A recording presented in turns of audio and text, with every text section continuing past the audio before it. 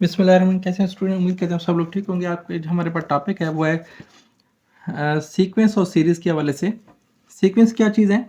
A sequence is arrangement of a numbers object to some definite rules. मतलब हम proper किसी rule के ज़रिए से चीज़ों को सम अप करते हैं।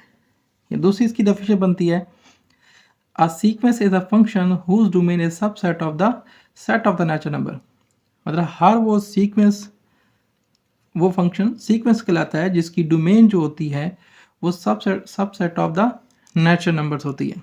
आमतौर पर जो हम लोग नोटेशंस होती है सीक्वेंस की, वो हम इस तरह शुरू करते हैं। यहाँ ए लिखा गया, ए की जगह एस एन भी लिख सकते हैं। ये इस तरह की टर्म्स की फॉर्म में हो सकता है। Each number in the sequence is called the terms. Her sequence के अंदर जो नंबर्स होते हैं वो उसकी टर्म्स के तौर पर ली जाती हैं। आमतौर पर जो टर्म्स होती हैं उसको A1, A2, A3, A4 and so numbers का नाम देते हैं। A1 का मतलब होगा फर्स्ट टर्म, A2 का मतलब third, second, third and fourth terms. ये सीक्वेंस में चलती रहती हैं। If all member of the sequence are real number then it's called the real sequence.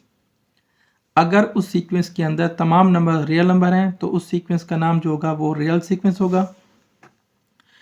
If the domain of the sequence is finite set then sequence is called the finite sequence, otherwise infinite sequence. मतलब sequence दो तरह की होती है, एक finite होती है जिसकी लास्ट टर्म हमारे पास मौजूद होगी, और एक ऐसी सीक्वेंस जिसकी लास्ट टर्म हमारे पास नहीं होगी, इनफाइनाइट होगी, वो इनफाइनाइट सीक्वेंस कहलाती है। And infinite sequence has no last term.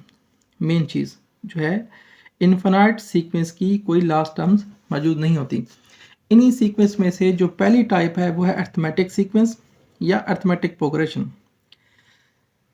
A sequence every terms of which after the first obtained from the preceding terms by the adding of fixed number in it is called the arithmetic sequence or arithmetic progression।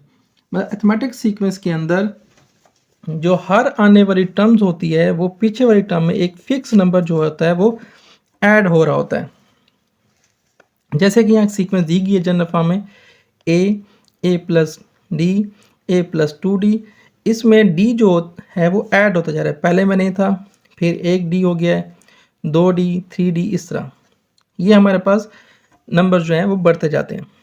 आमतौर पर हम इस D को common difference का नाम देते हैं। और अर्थमेटिक प्रोग्रेशन के अंदर जो nth टर्म्स होती हैं उसके लिए जनरल फार्मूला इस्तेमाल होता है, a n is equal to a plus n minus 1 और डी।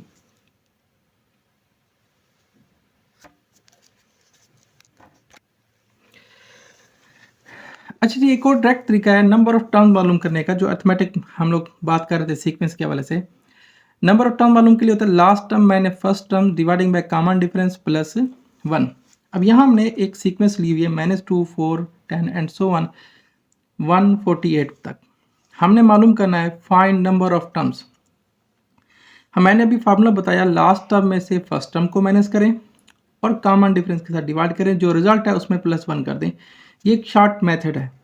इसमें फर्स्ट टर्म जो है वो आपके पास -2 है, लास्ट टर्म 148 है, तो 148 माइनस -2।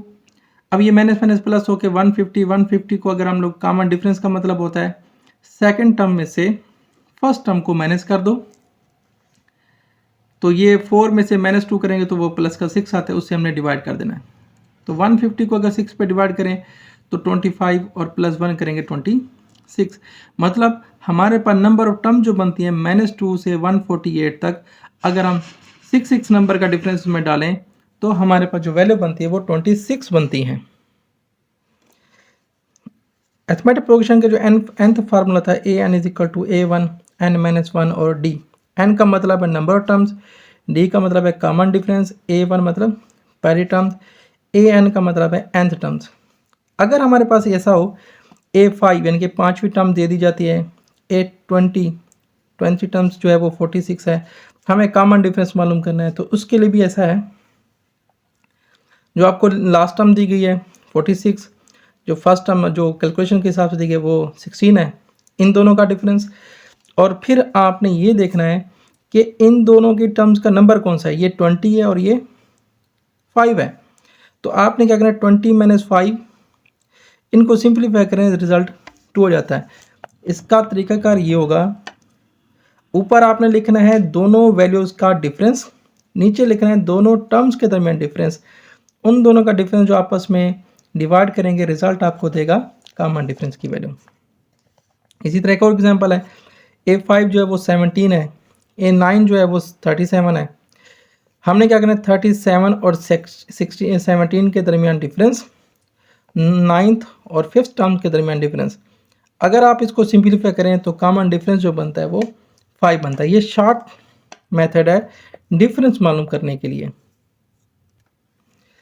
अच्छा जी, नेक्स्ट हमारे पास है सीरीज, यानी कि जो हमें सीक्वेंस दी जाती है, अर्थमेटिक सीक्वेंस दी जाती है, उनकी अगर नंबर ऑफ टर्म को हम सम करना चाहते हैं तो उसके लिए क्या होता है, the sum of the indicate numbers of the terms of a sequence is called the series.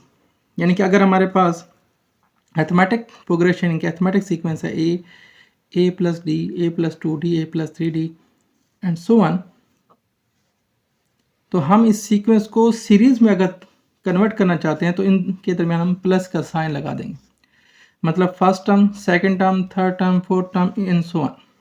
तो इसके लिए जो जनरल फार्मूले इस्तेमाल किए जाते हैं, पहला फार्मूला है SN, यानी कि sum of series of arithmetic progression n/2 2a plus n minus 1 और d। यहाँ a की जगह आप a1 भी लिख सकते हैं।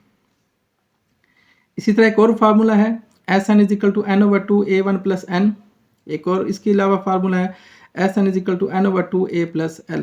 यहाँ l का मतलब है लास्ट टर्म्स, a1 या a का मतलब है फर्स्ट टर्म्स, और यहाँ n मतलब होगा नंबर ऑफ टर्म्स जो वहाँ यूज़ की जा रही होंगी। अच्छा जी, बाज़ क्वेश्चन में हमें कहा जाता है कि three numbers in arithmetic progression. Randomly question को हल करने के लिए आमतौर पर हम जो 3 नंबर्स अर्थमेटिक प्रोग्रेशन होते हैं वो a minus D, a plus D लेते हैं। अगर हमें वो क्वेश्चन के अंदर अर्थमेटिक प्रोग्रेशन के कोई से 4 नंबर्स कहता है तो उसके लिए टेक्निक ये होगी a minus 3d, a minus D, a plus D और a प्लस 3d की फॉर्म में। और अगर अर्थमेटिक प्रोग्रेशन के वो 5 टर्म्स कहता है तो a minus 2d, a minus D, a plus D, a plus 2d। इस तरह की जो फॉर्म्स होती हैं, नंबर्स होते हैं, उनकी एडिशंस, मल्टीप्लिकेशन ईजी हो जाती है सब क्वेश्चंस को हल करने में।